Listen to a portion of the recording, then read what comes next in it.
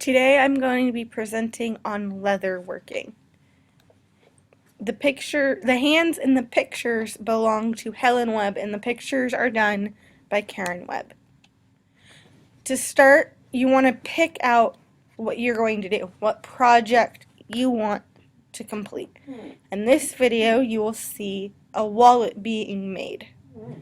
The next step is to get your materials. In the back is a cement to put the pockets on the wallet. You have ink, you have a sponge, and normally with the sponge will come water. You have the mallet, which you can see the handle. You have the cutting tools, and you have the actual tools themselves. You have the parchment paper, and then letters so you can put words. And you also need a pencil. The next part of the process is the design. In this case, I chose to do flowers that came with the packet, that came with the wallet project packet. So you're going to draw your design onto the parchment paper. From there, you're going to wet your leather, as you can see in the photo, and you're going to take the pencil, the sharp pencil, and you're going to trace it into the design so as to leave an imprint on the leather. Now what do? You have the design on the leather, you have your mallet and your tools. It's time to actually make the project. So the fun part is the hitting of the tool with the mallet. So you're going to make sure to keep your leather wet at all times, because that will allow the leather to take on the shapes that the tools are making. So you're going to choose your tools. The tool that is shown in this picture is a circular tool, so as to make the pollen stems on this flower.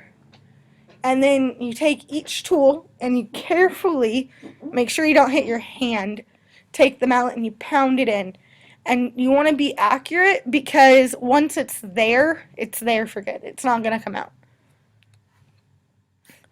So as you're working on it, you can take the different tools and add textures.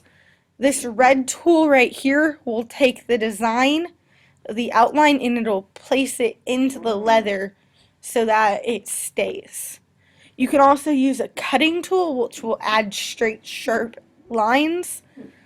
And a lot of the tools that are used are for texture, to give it an extra zing.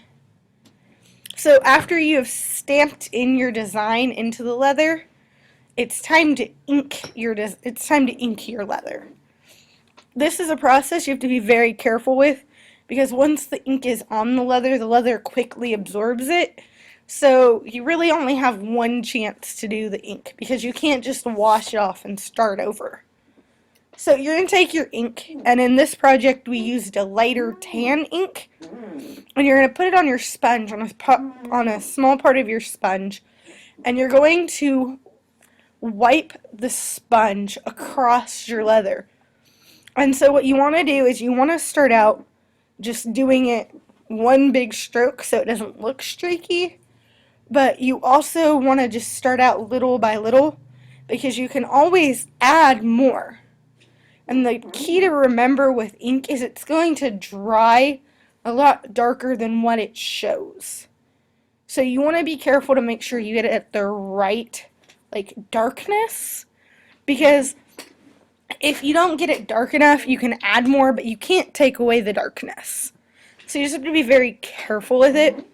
The other thing is that once you have done the first layer of ink, if you let it dry, you can come in with a paintbrush and a darker ink, and you can go in and outline the design or add in more texture with the darker colors. And then you have the finished product. And in this case, this is just the picture of the leather. And what's going to happen with this leather once it completely dries is it's going to become a wallet. So the design's going to be mirrored on the other image for the person it's being made for. and then it will get folded into a wallet and the leather will be tied. Thank you so much for listening to this presentation.